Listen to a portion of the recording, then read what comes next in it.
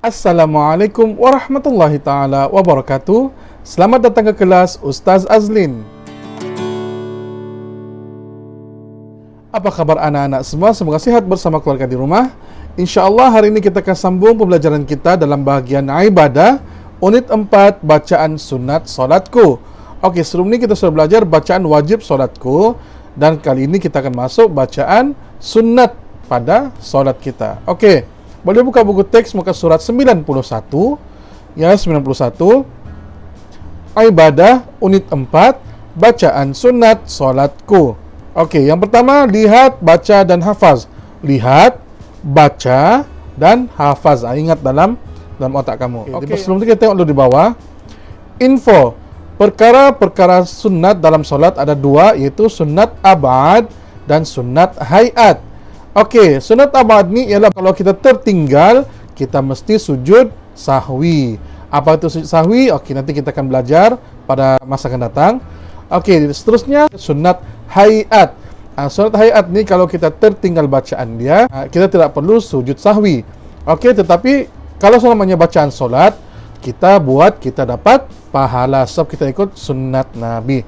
Oke, di sini ada 13 bacaan untuk bacaan sunat dalam sunat hayat di dalam solat ya. Oke, so akan baca satu-satu, anak-anak dengar, tengok betul-betul dan cuba ikut. Oke, yang pertama, membaca doa iftitah. Membaca doa iftitah. Oke, Ustaz baca. Allahu akbar kabira walhamdulillahi katsira wa subhanallahi bukratan wa asila.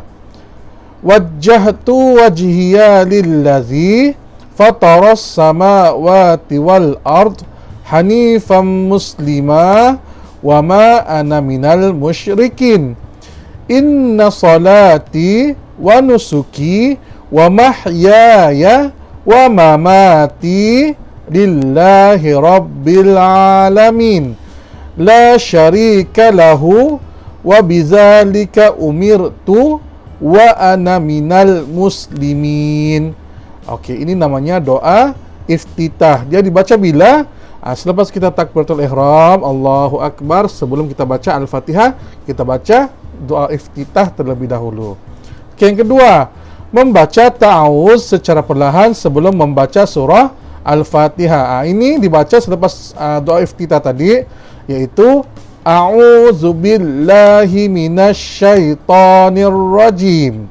Ini ialah ta'awuz ataupun a'udzubillah. Ini kita baca sebelum kita baca surah Al-Fatihah. Oke, a'udzubillahi minasyaitonir rajim. Seterusnya yang ketiga. Oke, sebelum itu kita tengok dulu sini nilai. Yang wajib perlu dibuat, yang sunat jangan ditinggal. Yang wajib kita perlu buat, yang sunat jangan kita tinggalkan. Kalau boleh kita pun buat, tetapi kalau kita terlupa, tidak apa-apa ya. Oke, yang ketiga, membaca amin selepas membaca surah Al-Fatihah. Ya, amin ini dia tidak termasuk dalam surah Al-Fatihah. Dia cuma dibaca apabila kita habis baca surah Al-Fatihah, waladdallin. Kita akan baca amin. Itu pun ialah bacaan sunat di dalam solat. Yang keempat, membaca surah selepas membaca surah Al-Fatihah dan amin. Lepas itu kita akan bacakan Bismillahirrahmanirrahim, Qul a'udzu birabbin nas. Itu ialah surah-surah lazim yang dibaca selepas surah Al-Fatihah.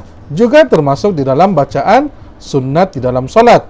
Oke, yang kelima, membaca Al-Fatihah dan surah secara kuat pada solat subuh dan pada 2 rakaat awal solat maghrib dan solat isya. Kalau anak-anak perasan, kalau kita solat subuh dan juga 2 rakaat maghrib dan isya, kita akan baca surah Fatihah dan surah lazim tu kuat-kuat kan? Tapi kalau solat zuhur yang tengah hari ataupun solat asar yang petang, imam akan baca perlahan-lahan, dia yang dengar. Anak-anak di belakang tidak dengar pun. Tapi kalau solat subuh, rakaat pertama, rakaat kedua, solat maghrib, rakaat pertama, rakaat kedua, dan solat isya, rakaat pertama dan rakaat kedua, imam akan kuatkan bacaan surah Al-Fatihah dan juga surah selepasnya, surah lazim selepasnya. Oke, yang keenam, membaca takbir intiqalat, ketika berpindah perbuatan yang lain. Yang kita baca Allahu Akbar kan, lepas kita sudah habis baca surah, kita mau ruku, Allahu Akbar, itu pun namanya bacaan sunat. Okey. Seterusnya membaca tasbih ruku. Ini semasa kita ruku, kita baca subhana rabbiyal azimi wa bihamdi. Subhana rabbiyal azimi wa bihamdi. Subhana rabbiyal azimi wa bihamdi. 3 kali. Ini pun termasuk bacaan sunat. Lepas tu membaca bacaan ketika bangun daripada ruku' ataupun i'tidal. Kita rukuk kan begini, kita bangun, kita sebut Sami Allahu liman hamidah. Dalam hati, lepas tu kita akan sebut yang ke-9 ni, Rabbana lakal ham. Dia bersambung tu. Ya, Sami Allahu liman hamidah, Rabbana lakal ham. Okey. Nombor 10, membaca tasbih sujud. Kita Allahu Akbar, kita sujud, kita akan baca tasbih ini. Subhana rabbiyal a'la wa bihamdih. Subhana rabbiyal a'la wa bihamdih. Subhana rabbiyal a'la wa bihamdih. 3 kali. Okey, ke-11 membaca bacaan duduk di antara 2 sujud. Ini ada doa dia. Rabbighfirli warhamni wajburni warfa'ni warzuqni wahdini wa'afini wa'fu anni. Ini dibaca ketika duduk di antara 2 sujud. Ya, kita sujud, kita bangun, kita baca ni. Kita duduk, kita baca ni. Lepas tu kita sujud, kita baca lagi tasbih sujud tadi. Yang ke-13, membaca selawat Ibrahimiyah selepas selawat ke atas Nabi semasa tasyahud akhir. Ini selawat Ibrahimiyah yang kita baca selepas Allahumma salli ala Sayyidina Muhammad wa ala ali Sayyidina Muhammad. Sambung ini. Kama sallaita ala Ibrahim wa ala ali Ibrahim wa barik ala Muhammad wa ala ali Muhammad kama barakta ala Ibrahim wa ala ali Ibrahim fil alamina innaka hamidum majid. Ini namanya selawat Ibrahimiyah. Kenapa dinamakan dia selawat Ibrahimiyah? Sebab di situ ada nama Nabi Ibrahim. Nampak tu ada nama Ibrahim. Okey. Jadi dibaca selepas selawat ke atas Nabi Muhammad sallallahu alaihi wasallam. Okey, jadi dibaca di tasyahud akhir, itu masa kita duduk yang apa tu? Punggung kita kena di lantai itu, duduk tahiyat akhir lah. Ya, duduk tahiyat akhir, kita akan baca ini selepas selawat kepada Nabi Muhammad sallallahu alaihi wasallam. Okey, dan yang ke-13 membaca salam kedua. Okey, salam yang pertama kita tengok ada ustaz sini ya. Assalamualaikum warahmatullahi. Itu wajib. Ya, itu rukun dalam solat. Kalau kita tidak beri salam begini, kita punya solat tu batal ya, tidak dikira. Jadi yang pertama, Assalamualaikum warahmatullahi, ke arah kanan itu ialah rukun dalam solat, dia mesti dibuat. Tetapi yang ke sebelah kiri, Assalamualaikum warahmatullahi, itu ialah bacaan yang sunat. Ya, kalau kita tidak ke kiri pun boleh, tapi so kita ke kanan kan, ke kiri lagi lah, ya, supaya seimbang. Tapi ke kanan dia rukun solat, ke kiri dia sunat. Dan kita cakap juga Assalamualaikum warahmatullahi. Itu ialah bacaan sunat di dalam solat.